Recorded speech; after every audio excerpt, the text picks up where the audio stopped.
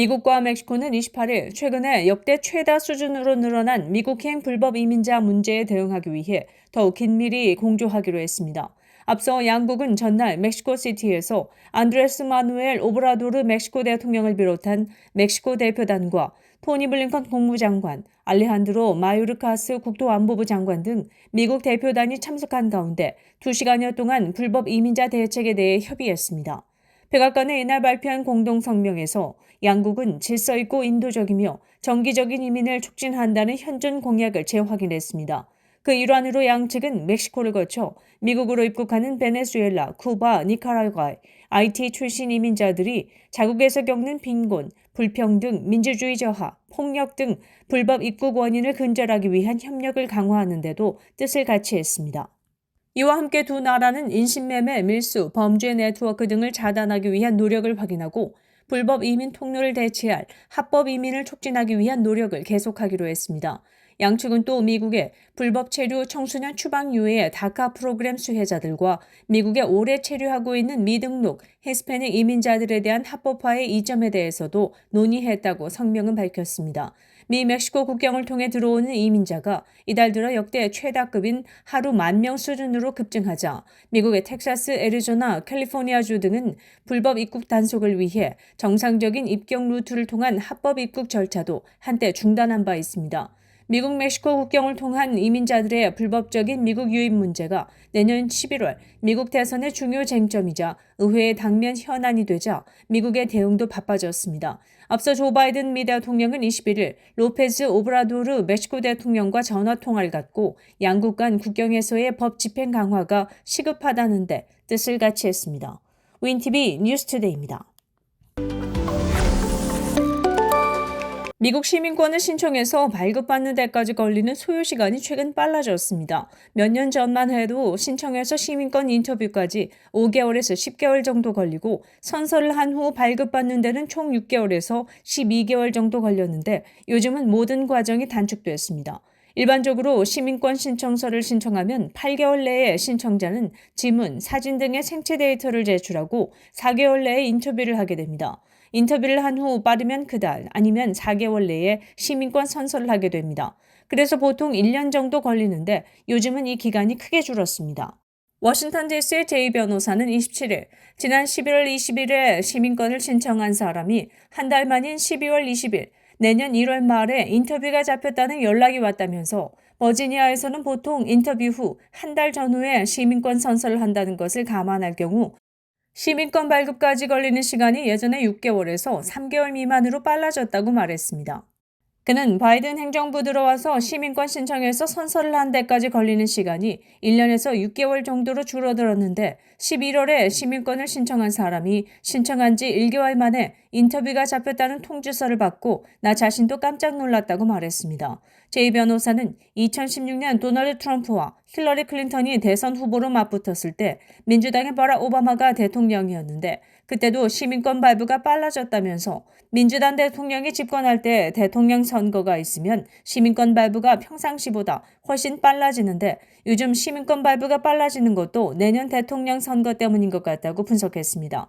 또 다른 변호사는 시민권 신청을 해서 인터뷰까지 가는데 시간은 개인마다 다르지만 최근 들어 예전보다 훨씬 빨라진 것은 사실이라면서 내가 갖고 있는 케이스들은 예전에는 보통 인터뷰까지 10개월 정도 걸렸는데 요즘은 5, 6개월 정도 후 인터뷰가 잡히고 있다고 말했습니다. 하지만 시민권 신청은 개인마다 다르기 때문에 어떻다고 말하기는 어려울 것 같다고 전하는 이들도 있습니다. 윈티비 뉴스투데이입니다. 오바마 정부 때 도입된 전국민 건강보험법, 이른바 오바마케어 건강보험 가입자가 1,500만 명을 넘어 사상 최대치를 기록하고 있습니다. 최근 연방보건부가 발표한 예비 통계에 따르면 일리노이를 포함해 미 전체 오바마케어 가입자가 지난 15일을 기준으로 1,500만 명을 넘어섰습니다. 이는 전년 동기 1,100만 명보다 33% 증가한 수치입니다. 연방보건부는 2024년 오바마케어 건보 혜택을 위한 등록 마감일인 내년 1월 말까지 가입자가 1,900만 명을 넘어설 것으로 예상했습니다. 이는 역대 가장 많은 가입자 규모로 조 바이든 대통령이 취임한 2021년에 1,200만 명보다 700만 명 더 많은 것입니다. 올해 공개 가입 기간 동안 오바마케어에 등록한 이들의 증가세는 역대 가장 가파릅니다. 대표적으로 12월 15일 하루에만 약 75만 명이 연방정부가 운영하는 오바마케어 거래소에서 가입했는데 이는 역대 가장 많은 일일 가입자 수라고 보건부는 밝혔습니다. 이 같은 가입 급증 추세는 정부 보조금이 늘어나면서 가입자들의 비용 부담이 크게 낮아진 것과 더불어 코로나19 사태가 종식되면서 저소득층 건강보험인 메디케이드 자격을 박탈당한 주민들이 오바마 케어를 대안으로 선택하는 사례가 늘었기 때문으로 풀이됩니다. 내년 1월부터 보험 혜택을 받으려면 올해 12월 31일까지, 내년 2월부터 받으려면 내년 1월 30일까지 가입해야 합니다. 2024년 5월 보험료는 9% 이상 인상됩니다. 반면 연방정부의 보조금 확장과 새롭게 시작되는 비용 공유 프로그램으로 인해 연소득이 연방 빈곤선의 최대 250% 이하 주민들의 보험료는 오히려 낮아집니다. 한편 공화당 유력 대선 주자인 도널드 트럼프 전 대통령이 오바마 케어 폐지를 사실상 공약해 대선에 미칠 영향이 주목됩니다. 윈티비 뉴스투데이입니다. 미국 노동부는 지난주 신규 실업수당 청구 건수가 한 주 전보다 12,000건 증가한 21만 8천 건으로 집계됐다고 28일 밝혔습니다. 이는 월스트리트저널이 집계한 전문가 전망치를 웃돈 수치입니다. 신규 실업수당 청구 건수는 7월 이후 내림세를 보이다가 9월 중순 이후 20만 건 초반에서 등락을 거듭하고 있습니다. 최소 2주 이상 실업수당을 신청하는 계속 실업수당 청구 건수는 187만 5천 건으로 한 주 전보다 14,000건 증가했습니다. 이는 기존 실직자 중 일자리를 새로 구한 이들이 줄었음을 시사합니다. 계속 실업수당 청구는 10월 들어 상승세를 나타내다가 11월 하순 이후 추가 상승을 멈추고 180만 명대에서 머무르고 있습니다. 미 연방준비제도는 노동시장 과열이 인플레이션 고착화를 초래할 수 있다고 보고 고용 관련 지표를 눈여겨보고 있습니다. 윈티비 뉴스투데이입니다. 판매가 급증하면서 잘 나가던 전기차 판매에 이상 징후 조짐이 나타나고 있습니다. 수요 감소에 따른 판매 시장세가 둔화하고 있기 때문입니다. 이는 곧 전기차 완성업체의 전기차 생산 감량으로 이어졌습니다. 지난 10월 제너럴 모터스는 내년 중반까지 전기차 40만 대를 생산하기 위해 하이브리드 차종 생산을 중단하기로 했던 계획을 처리했습니다. 미시건주에 건설하기로 했던 전기차 공장 가동 시점도 1년 연기하는 대신 내연기관과 전기 배터리를 함께 사용하는 하이브리드 자동차 생산을 재개하기로 했습니다. 포드도 머스탱 마하 2 전기차 생산을 줄이고 배터리 공장 등 전기차와 관련된 120억 달러 규모의 투자를 연기한다고 지난 10월에 발표했습니다. 포드는 향후 5년 내 하이브리드 차량 생산이 4배가량 늘어날 것이란 전망을 내놨습니다. 전기차 생산을 줄이고 대신 하이브리드 차량 생산을 늘리겠다는 전략적 수정인 셈입니다. 연방정부의 보조금 혜택과 정책적 지원을 등에 업고 판매가 급증하면서 승승장구하던 전기차 판매에 제동이 걸렸습니다. 미국의 전기차 구매 수요가 둔화세를 보이면서부터입니다. 전기차 판매가 둔화세를 보이고 있는 틈을 하이브리드 차량이 빠르게 메우면서 미국 자동차 산업의 무게중심이 하이브리드로 옮겨가고 있습니다.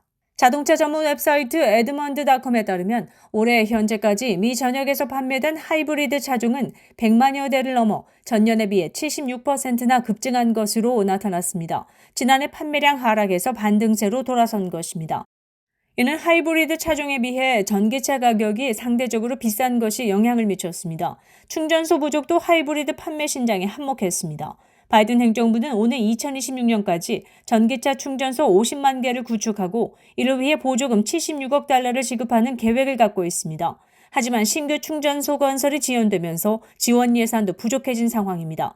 높은 가격과 부족한 충전소 문제를 해결하지 못하는 한 불편을 감수하면서까지 전기차를 탈 생각이 없는 전기차 구매 수요층에 하이브리드 차량으로 이탈을 맡기는 역부족이라는 지적이 나오고 있습니다. 윈티비 뉴스투데이입니다. 애플이 특허권 침해 분쟁과 관련해 미국 수입이 중단되었던 애플워치를 계속 판매할 수 있게 됐다고 로이터 통신 등이 27일 전했습니다.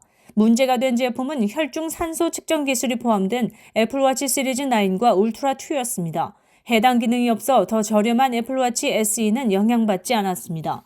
연방순회항소법원은 이날 일부 애플워치 제품에 대한 국제무역위원회 ITC의 수입 금지 명령을 이 소송이 진행되는 동안 중지한다고 결정했습니다. 앞서 ITC는 지난 10월 애플이 의료기술업체 마시모의 혈중 산소 측정 기술 특허를 침해했다고 판단해 해당 기술이 들어간 애플워치의 미국 수입 금지를 명했으며 조 바이든 대통령은 이에 대해 거부권을 행사하지 않고 지난 26일 이 결정을 확정했습니다. 애플워치 시리즈 9과 울트라 2는 지난 9월 출시된 신제품이어서 ITC의 이번 수입 금지 명령에 따라 애플이 큰 타격을 받을 것으로 예상됐으나 하루 만에 악재를 덜게 됐습니다. 윈티비 뉴스투데이입니다. 연말 선물로 미국에서 인기를 구가하고 있는 기프트카드가 새삼 관심의 대상으로 떠오르고 있습니다. 제대로 사용을 해보지 못한 채 옷장이나 서랍에 잠들어 있는 기프트카드가 늘고 있어서입니다. 쓰지 못하고 자칫 무용지물이 돼버리는 기프트카드에 잠자는 현금을 깨우는 일은 고물가 시대에 한 푼이라도 아끼려는 소비자에게 제2의 현금을 확보하는 것이라 주의와 관심이 요구되고 있습니다. 26일 AP통신은 미국 소비자의 기프트카드 사용이 급증하면서 미사용에 따른 경제적 손실도 커지고 있다고 전했습니다. 전미소매협회에 따르면 올해 미국인들이 연말 선물로 기프트카드에 사용한 비용은 약 300억 달러로 그 규모가 커지고 있습니다. 이 중 가장 인기 있는 기프트카드는 식당에서 사용 가능한 기프트카드로 전체 구입액의 약 33%를 차지하고 있습니다. 식당 기프트카드 사용을 추적하는 웹사이트 에리트로닉스는 식당의 기프트카드의 경우 70%가 6개월 내 사용된다고 밝혔습니다. 이와는 달리 아예 잊혀지거나 사용되지 않은 채 서랍이나 옷장에 방치된 기프트카드도 상당수입니다. 금융정보업체 뱅크레이트가 지난 7월에 조사한 결과를 보면 미국 성인 중 47%가 최소 한 장 이상 쓰지 않은 기프트카드를 보유하고 있는 것으로 나타났습니다. 미사용된 기프트카드 한 장당 평균 가격은 187달러로 사용하지 못한 카드의 총액은 230억 달러에 달하는 것으로 집계됐습니다. 2010년부터 시행된 연방법에 따르면 기프트카드의 유효기간은 구매 시기 또는 현금 재충전한 시기로부터 5년입니다. 일부 주의 경우 연방법이 정한 기간보다 더 긴 곳도 있습니다. 뉴욕주는 2022년 12월 10일 이후에 구매한 기프트카드의 유효기간을 9년으로 연장해 적용하고 있습니다. 전문가들은 유효기간이 정해져 있더라도 기프트카드는 받는 즉시 사용할 것을 권고하고 있습니다. 비자와 마스터카드가 발급한 현금카드의 경우 1년간 사용하지 않으면 미사용에 따른 과징금이 부과됩니다. 인플레이션 시기에는 기프트 사용을 미룰수록 가치 하락이라는 불이익을 감수해야 합니다. 더욱이 기프트카드를 발행한 업체가 폐업을 하게 되면 기프트카드의 사용처가 없어져 무용지물이 되고 맙니다. 사용하지 않은 기프트카드의 가치는 기업의 주머니로 들어가기도 합니다. 시애틀에 본사를 둔 스타벅스는 기프트카드 미사용금으로 지난해 2억 1,200만 달러의 부수입을 올린 바 있습니다. 사정이 이렇다 보니 5년 전부터 기프트 사용의 날을 정해 쓰지 않은 기프트카드를 사용할 수 있도록 이벤트가 열리고 있습니다. 이 행사는 내년 1월 20일에 열립니다. 카드래시와 레이즈와 같은 인터넷 웹사이트는 사용하지 않은 기프트카드를 사고 파는 장터를 운영하고 있습니다. 윈티비 뉴스투데이입니다.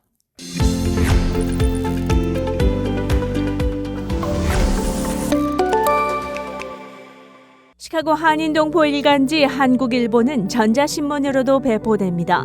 시카고 한국일보 무료 신문은 가까운 한인식당이나 마켓에서 볼 수 있습니다.